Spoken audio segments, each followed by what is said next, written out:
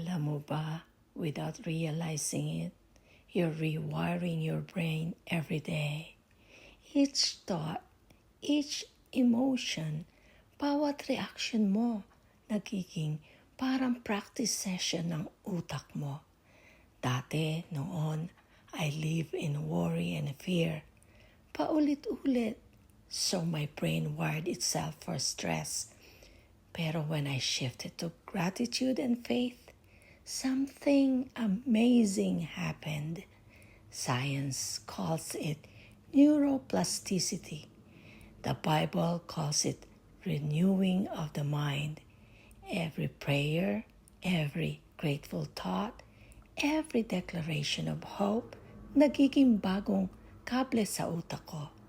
At habang ginagawa ko yon, my brain naturally lean toward healing, peace, and possibility. I didn't just change my thoughts. I reprogrammed my brain with gratitude, faith, and God's Word. If I can do it, you can too. Start today. Think higher. Live higher. Be transformed. Hindi pala ako siraulo.